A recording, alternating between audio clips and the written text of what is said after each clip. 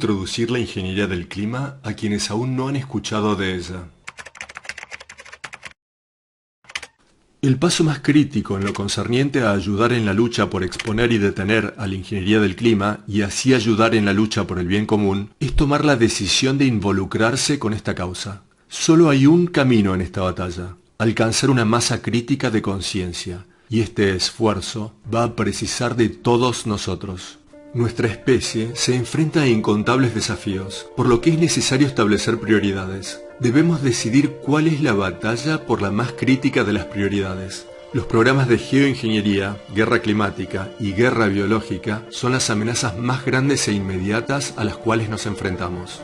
Una amenaza solo superada por la de un cataclismo nuclear. Amenaza que está siendo incrementada por la ingeniería del clima al destruir la capa de ozono y así hacer al planeta más vulnerable a las erupciones solares, las que ahora pueden causar una caída en las redes eléctricas y la interrupción en el normal funcionamiento de las centrales nucleares. Desprovistas de sus sistemas de enfriamiento, estas centrales pueden entrar en fusión descontrolada. La agresión llevada a cabo por actividades clandestinas de geoingeniería está sacando de sus carriles a los sistemas climáticos del planeta, contaminando en el proceso nuestro aire, nuestros suelos y nuestra agua, además de destruir la capa de ozono, sin la cual no puede haber vida en el planeta.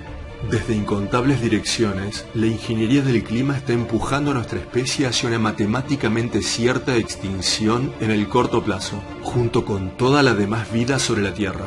El mayor y más importante salto que podemos hacer en la búsqueda por cambiar la dirección del corriente curso de implosión de nuestra biosfera es exponer y detener la locura de la ingeniería del clima.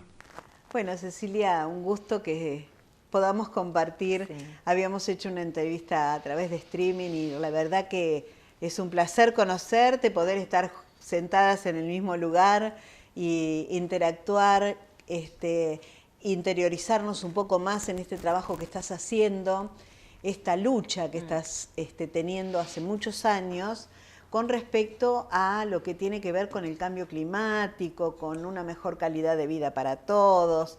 Digo que es un trabajo para todos nosotros y que a veces no se conoce, se niega muchas veces. A veces hay intereses creados y no se difunde, pero bueno, vos estás haciendo un trabajo que recorres distintas ciudades llevando esta voz.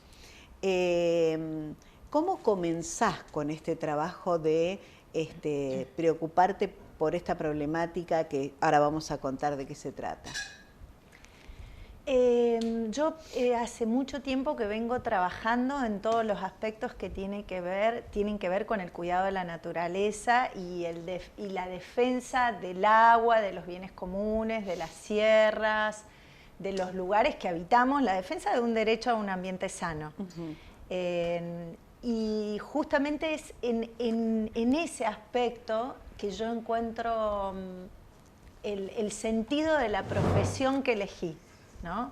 Porque soy comunicadora social y cuando terminé mi carrera entré como en una crisis de que no me gustaban tanto el vértigo de los medios, de las noticias, todo ese mundo, y en cambio en este trabajo de visibilizar y de comunicar todo lo que tiene que ver con la defensa de la naturaleza, ahí es donde yo fluyo y siento que estoy en mi lugar, ¿no?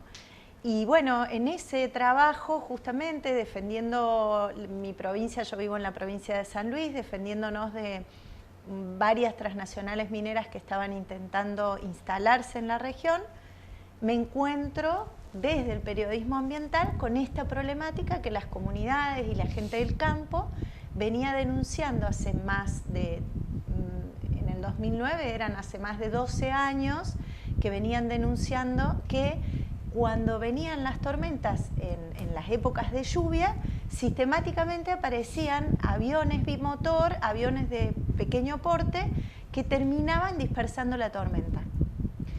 Entonces, la respuesta que siempre habían recibido era que esto era un mito, era una fantasía, que era una ocurrencia, una locura de la gente que se pudiera cambiar las condiciones del clima. Como yo le creo a la gente y sobre todo a la gente del campo, sí, la respeto, la honro y además eran personas mayores. Yo me encuentro hoy con personas de 90 años que me dicen, por fin estás diciendo lo que le vengo diciendo a mi familia hace 20 años. Porque me vieron en televisión y dicen, ¿vieron que les dije? O sea, este trabajo de visibilizar tiene que ver con dar voz, una voz que se estaba silenciando. Es la voz de los que no tienen voz. Tal cual. ¿No? Como, bueno, eso, como les creo, me pongo a investigar y me encuentro con que hay una cantidad enorme de tecnologías, desarrollos, experimentación, investigación, patentes, personajes, programas dedicados hace más de 100 años a la modificación intencional del clima. Y bueno, ahí me di cuenta que por más que por mi profesión no es lo, digamos, lo esperable, porque lo esperable sería meteorólogos, doctores en ciencia de la atmósfera.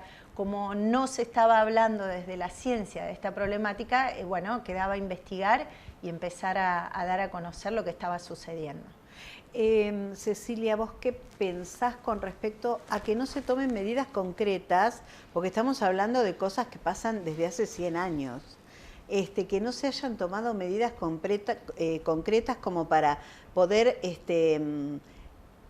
normalizar, digamos, o reglamentar, sería la palabra, este tipo de manejo del clima.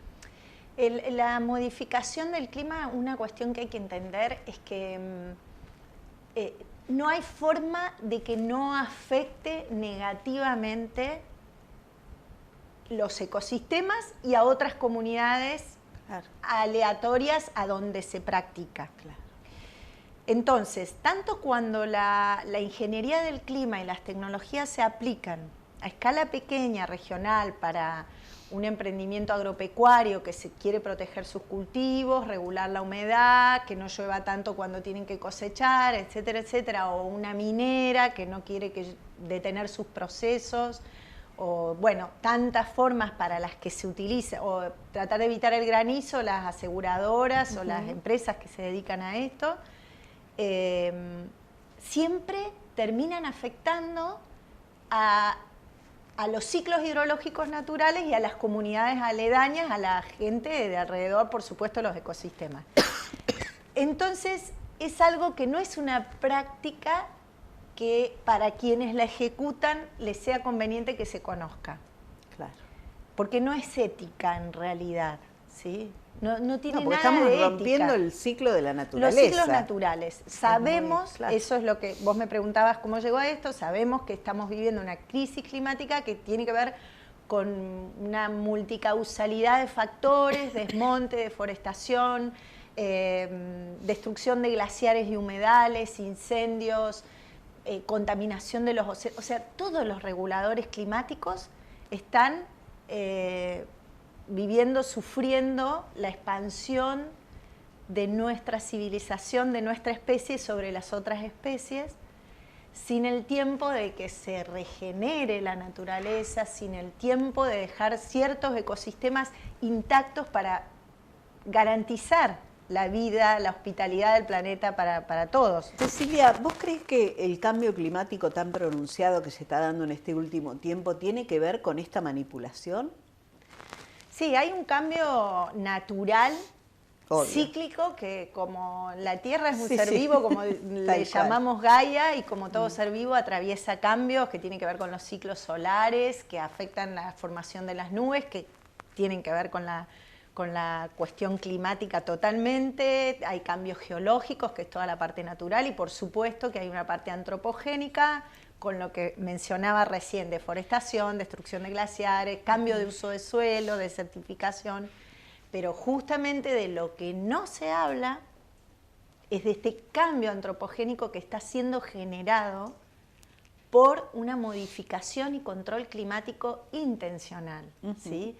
Que acelera todos los procesos, que desbarajusta, desequilibra, y además que lo puede hacer en una velocidad que no podemos ni imaginar cuánto de lo que está sucediendo a nivel inundaciones extremas, repentinas, granizos gigantescos, huracanes, cuánto de eso ya existen, como dice el convenio ENMOD, desde 1976 que se firmó el convenio internacional que prohíbe el uso de las técnicas de modificación ambiental con fines bénicos y hostiles.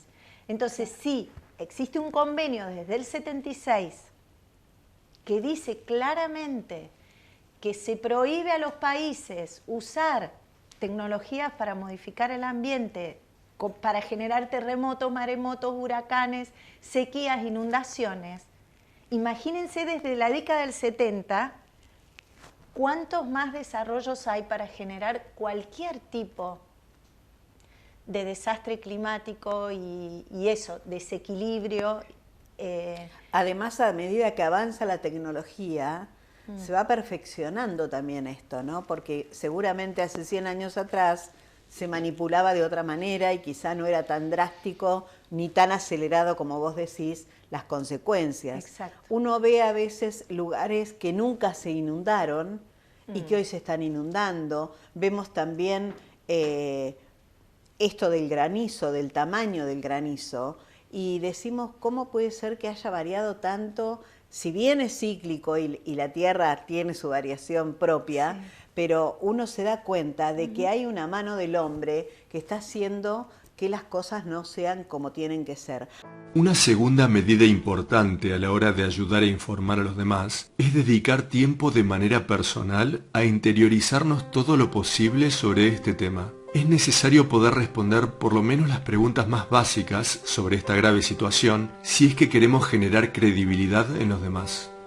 Es necesario estar al tanto de las consecuencias básicas de estos planes, como ser que la geoingeniería está destruyendo la capa de ozono, alterando los patrones climáticos, creando escenarios extremos de sequía y diluvio y contaminando nuestro aire, nuestra agua y nuestros suelos.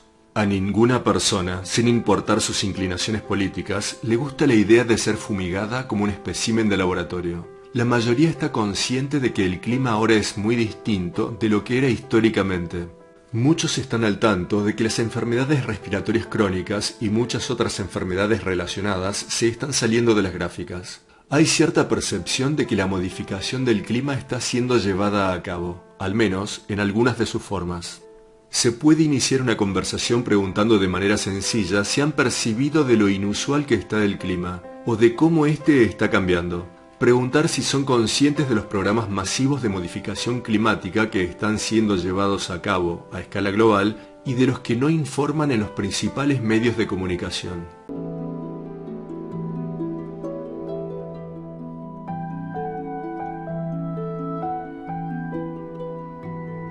Además, yo creo que hay muchos intereses creados en cuanto a las grandes productoras con respecto a los que son pequeños productores, porque esa gente tiene que lidiar a diario con todo esto. Sí, justamente es lo que nosotros denunciamos.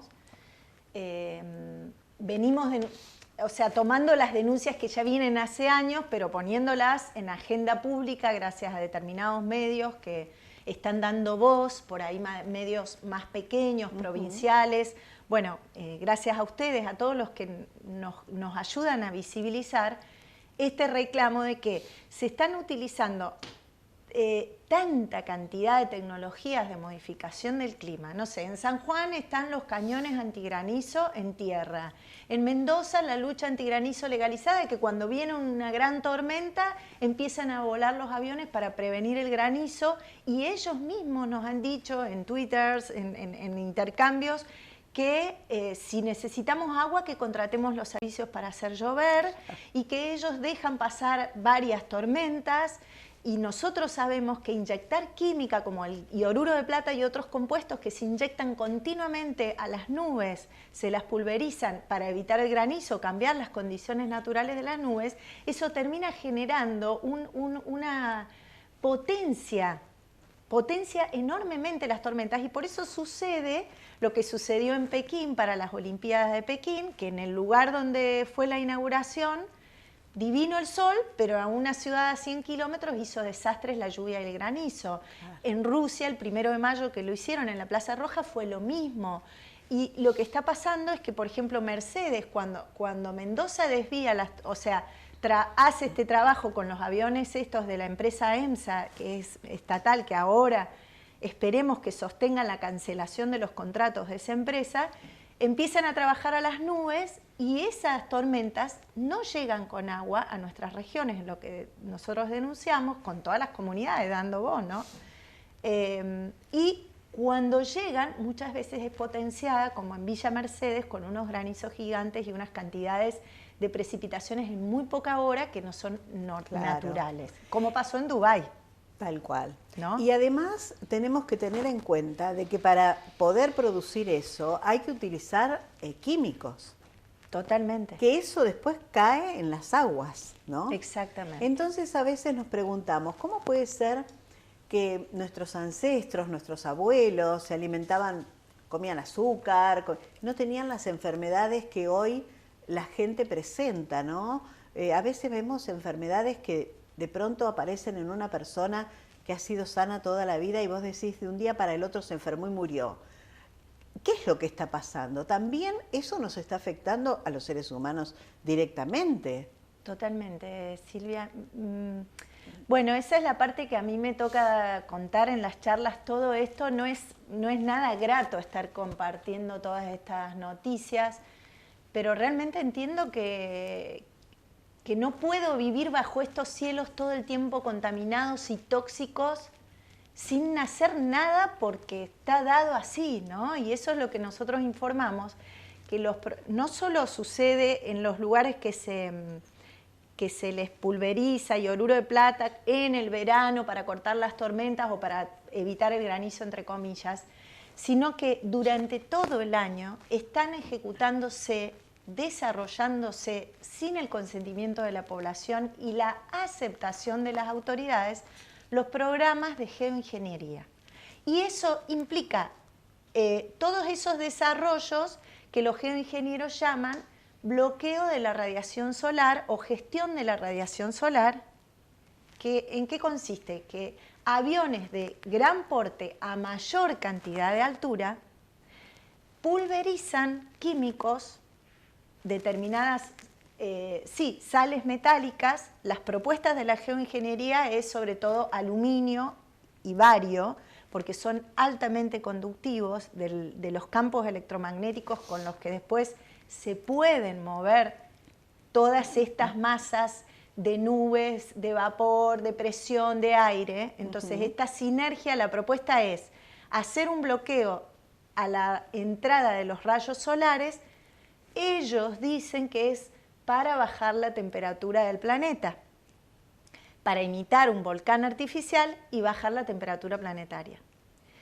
Entonces, ¿cómo podemos pensar que vamos a vivir bajo cielos tóxicos? Porque la propuesta de ellos es ácido sulfúrico, nitrógeno, que después se convierte en dióxido de nitrógeno, bueno, claro, aluminio, bario, estroncio, que todo eso son los análisis de todo el mundo han detectado 10.000 veces más de los valores aceptables por las organizaciones que regulan los valores, hasta en los lugares más prístinos del planeta, como el Monte Shasta, ¿sí? El Monte Shasta, el Everest, bueno, hay científicos que han desarrollado eso, todo eso yo lo muestro en las charlas, las pruebas, los análisis de la cantidad de componentes tóxicos que están siendo pulverizados en la atmósfera por estos programas, que por eso vemos muy pocas veces cielos naturales con los cirrus, cielo celeste profundo, con los cirrus redonditos, y ya vivimos en cielos que son como nubes totalmente desgajadas, con muchas líneas rectas o muy fragmentadas por las radiaciones a las que están siendo sometidas, digamos, y que no tienen nada de naturales.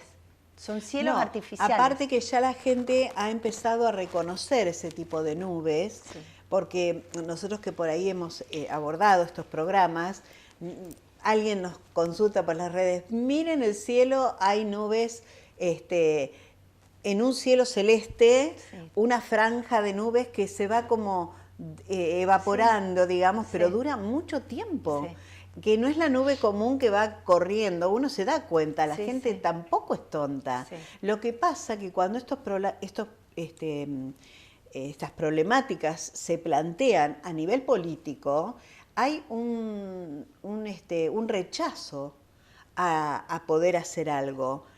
Pasa en ciudades pequeñas, pasa en grandes ciudades, en la Cámara de Diputados, senadores, uno no ve que esta sea una problemática que se trate para poder vivir mejor, porque en definitiva no es que va a afectar solamente a la gente de campo, también va a afectar a las grandes urbes, obviamente, Sí, sí. porque vos no te olvides que nosotros estamos consumiendo el producto de todo eso. Exactamente. Porque, ay, sí, yo vivo en una ciudad, a mí no me toca. No, te va a tocar igual en una lechuga que estés consumiendo. Exactamente. Entonces, cuando uno empieza, viste que a veces decimos comer natural. ¿Hoy podemos decir comer natural? Y con todo esto. salvo, principalmente en los lugares que puedan guardar con viveros, con protección. Pero te lo digo de Cielo abierto experiencia, es, claro. porque nosotros trabajamos una chacrita comunitaria donde vivo con 7 familias.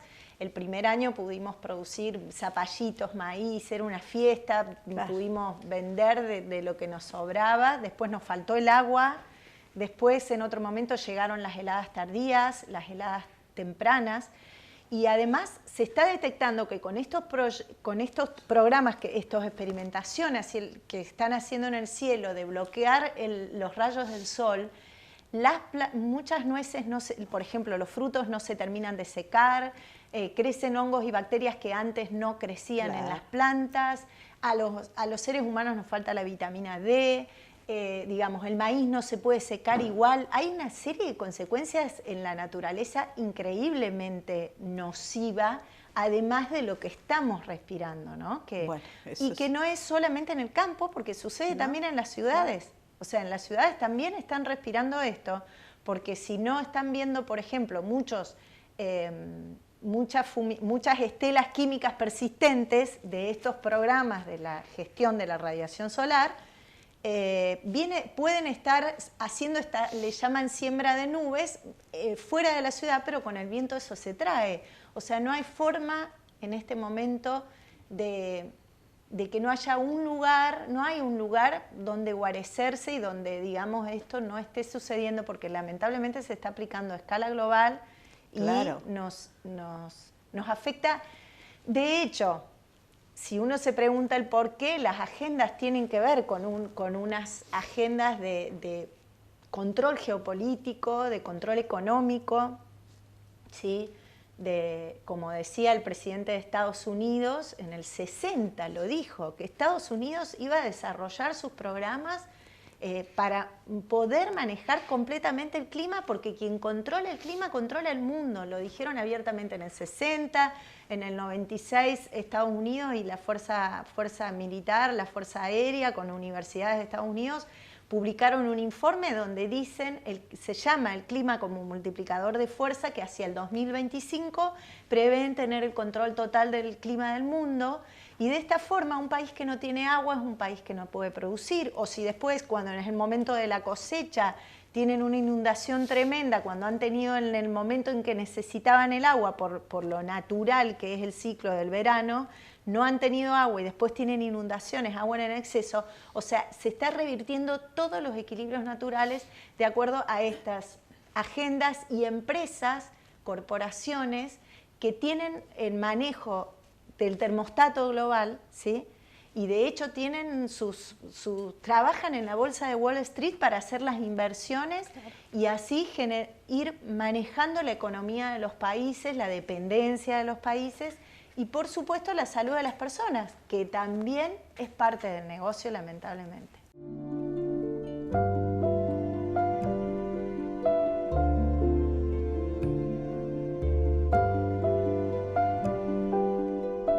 Que en definitiva, si pensamos si los gobiernos pueden hacer algo, también es limitante, porque esas grandes corporaciones son las que manejan todo en el mundo, a nivel global. Entonces, de golpe, si tenemos un presidente que quisiera hacer algo, es casi imposible. Entonces yo digo, poniéndome a pensar, ¿no?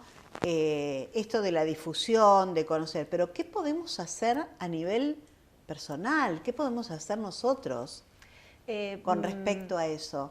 además de difundir. Sí, sí, hay mucho de eso. De hecho, estas armas climáticas se utilizan como castigo a determinados países que no obedecen a ciertos lineamientos de organismos supranacionales.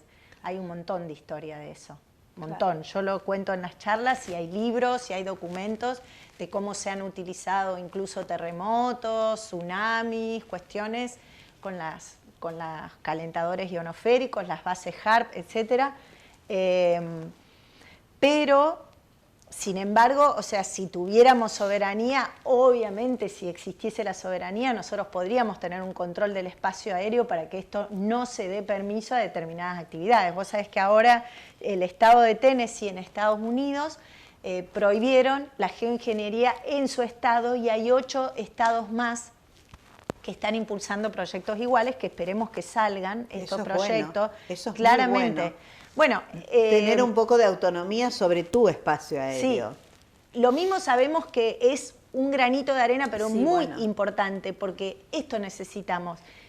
¿Por qué la difusión es importante? Porque si la gente no sabe lo que está sucediendo, va a seguir echándole la culpa a que hizo la vaca, que al auto, a cuestiones de una escala ínfima, que todo influye, pero la cuestión de escalas es fundamental, ¿sí?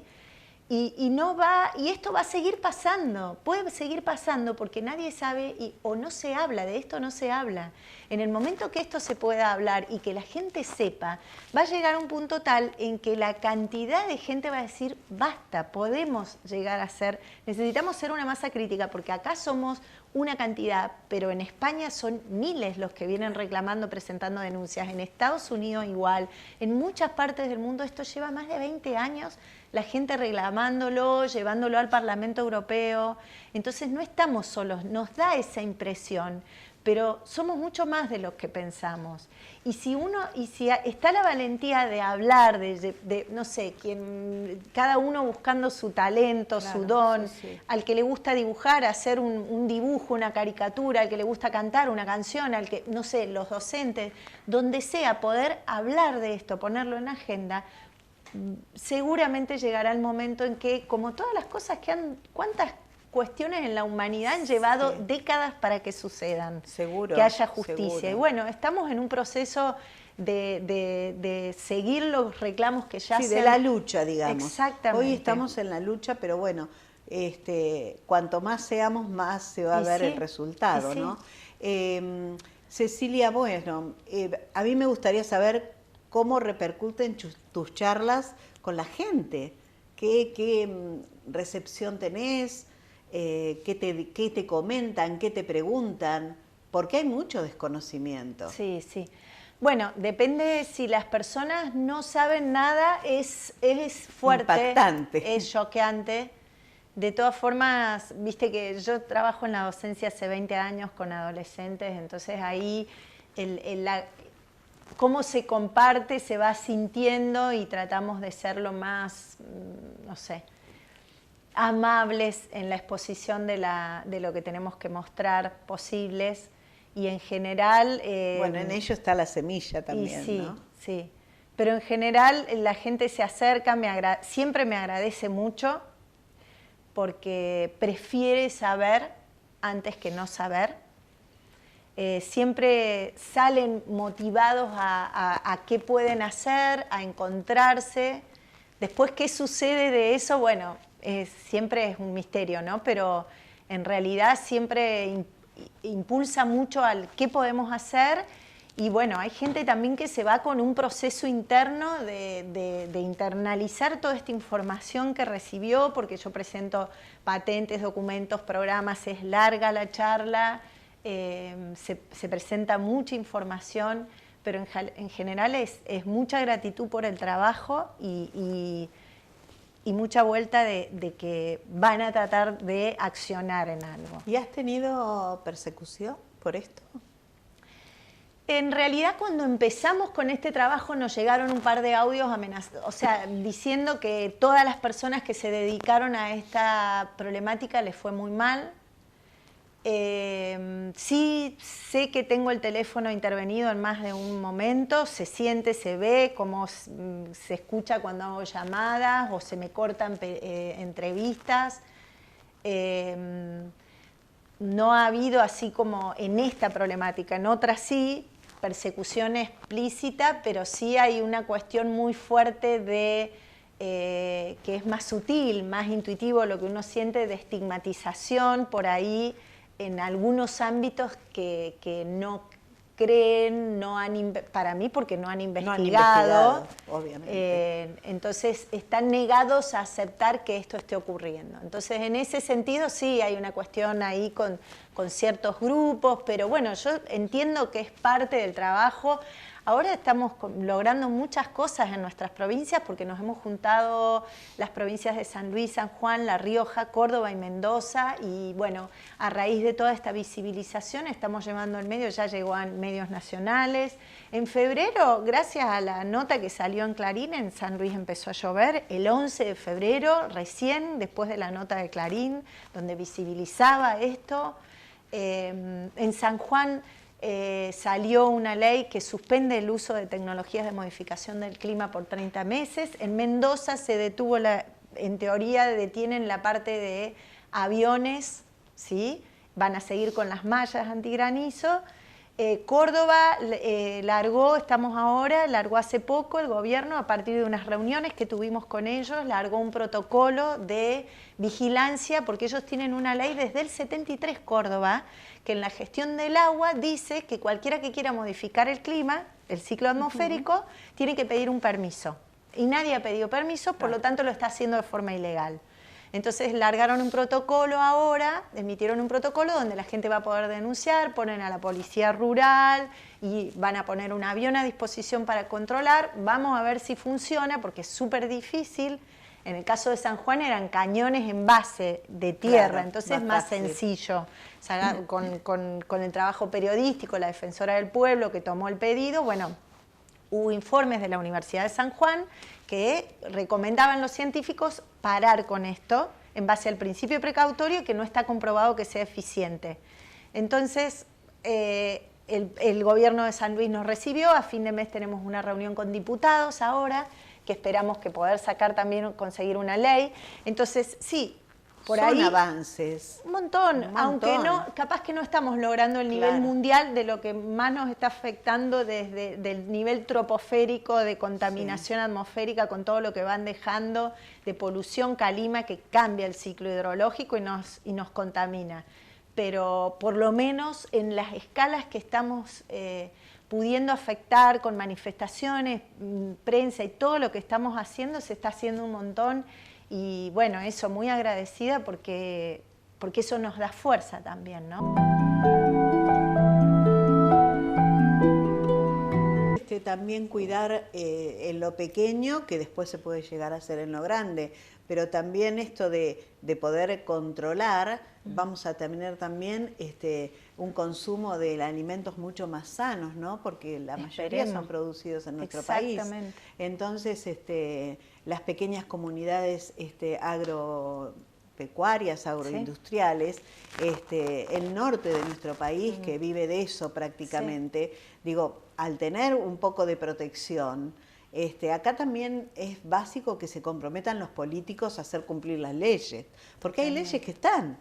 Lo que pasa es que no hay control, ¿no? Exactamente. Como en tantos temas. Bueno, de hecho, a la ley esta internacional, el Convenio en Mont, Argentina adhiere en 1986 a través de la 23455. Lo que pasa es que esa ley regula que no se modifique el clima con fines bélicos o hostiles, pero habilita la experimentación y la investigación. Claro. Pero ¿qué más hostil que te dejen sin agua, te generen una sequía inducida y que estén arrojando químicos que hacen que las plantas no crezcan? Porque el aluminio inhibe el crecimiento de las plantas, cualquier metal pesado. Las plantas detienen su crecimiento. Y justamente, qué casualidad que la corporación Bayer Monsanto ya ha desarrollado semillas transgénicas resistentes no solo a la sequía, sino al aluminio. Le ha modificado un gen. Entonces sus plantas, sus semillas van a ser las únicas que vamos a tener que comprar para poder producir. que es una de las agendas por las que realizan esto, que es el control de la alimentación mundial. Claro. Entonces, si la gente no tiene para tener su animalito, su huerta, y si tiene un poco de agua, encima le están llegando químicos que hacen que las plantas no crezcan como deberían crecer, o les mandan una helada temprana, como un 18 de febrero que nos mató toda la cosecha, o una helada tardía, todo lo que está sucediendo, necesitamos saber que las tecnologías existen para hacer con el clima lo que se quiera, aunque suene a ficción. Yo le pido a la gente, denme el beneficio de la duda y pónganse a investigar. Investiguen, porque encima nosotros ofrecemos los medios, después les voy a pasar el enlace de una cieloteca, hay centenares de sitios en el mundo, sitios web que hablan de esto. Nosotros tenemos una cieloteca digital donde pongo toda la documentación y todo lo que yo ofrezco en las charlas para que la gente pueda seguir explorando, investigando por sí misma y a partir de ahí saque una conclusión. No hace falta que me crea, pero sí que investiguen, que no nos quedemos con narrativas que no nos van a contar todas las tramas detrás, porque están financiadas. Claro, totalmente. Entonces, por estas mismas corporaciones que están ejecutando estos programas. Y Cecilia, además creo que esto de tomar conciencia, de unirnos, de luchar, las luchas siempre han tenido buenos resultados, ¿no? Sí. Cuando son con un motivo bueno, unirnos y bueno, la difusión, el presionar también, ¿no? Así como se hacen marchas para algunas cosas, bueno, marchemos en pro de nuestro medio ambiente, que es donde vivimos y nos desarrollamos. Sí. Yo te agradezco mucho tu trabajo, te agradezco mucho lo que haces, sé que es un trabajo arduo, que es sacrificado, porque vas por un montón de lugares recorriendo y llevando esta voz de los que no tienen voz, digo yo, ¿no? Que es uno de los principios básicos del periodismo, ¿no? Así debería ser. Pero bueno, hay lugares donde esto no es así, sabemos que hay grandes corporaciones que pueden acallar a algunos periodistas. Pero bueno, en la medida que nos unamos y que podamos difundirlo y que la gente tome conciencia, que investigue, que no se quede con lo que nos dicen los grandes medios, sino que vayan a investigar.